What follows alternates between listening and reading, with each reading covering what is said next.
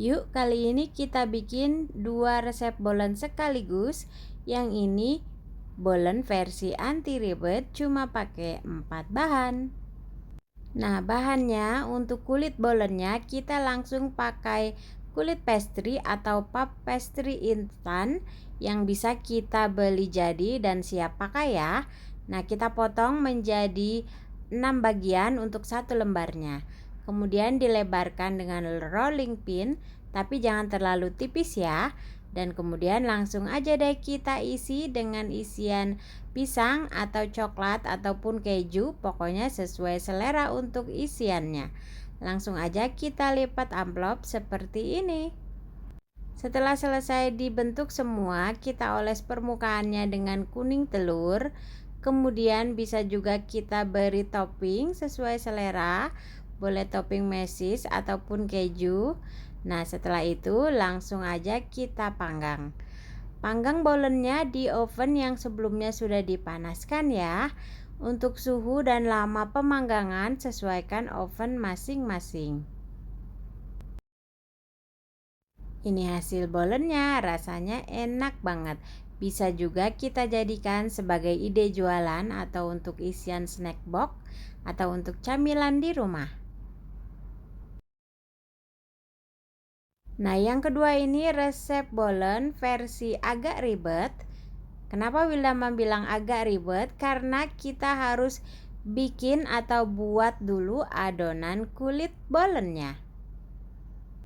Nah, untuk bahan kulitnya, untuk bahan adonan A, langsung aja campurin bahan-bahan yang udah Wildama tuliskan.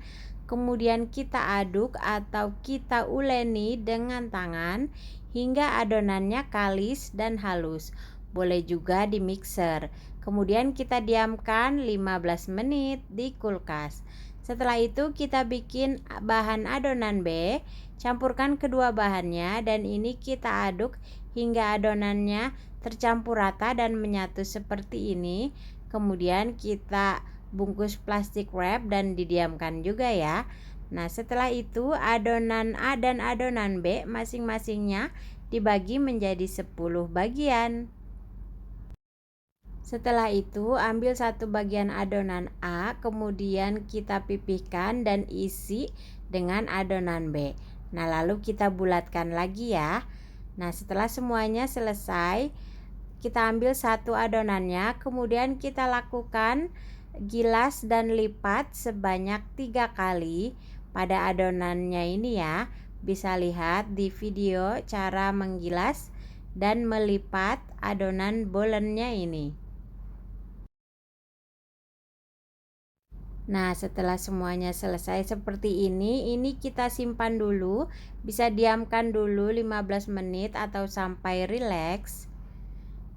Bisa juga kita simpan di kulkas sebagai stok kulit bolen ya. Nah, kemudian kita ambil satu adonan, dibagi menjadi 2 bagian untuk satu adonan kulit bolennya.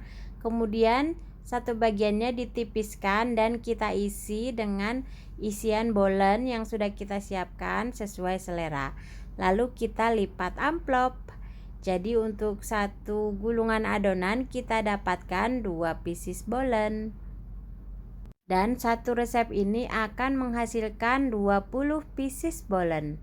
Nah, setelah semuanya dibentuk, ini bisa kita oles permukaannya dengan kuning telur, kemudian bisa diberi topping sesuai selera.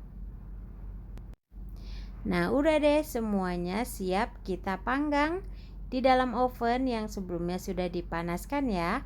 Panggang hingga matang. Nah, ini dia hasilnya. Bolen yang agak sedikit ribet bisa untuk ide jualan. Enak banget.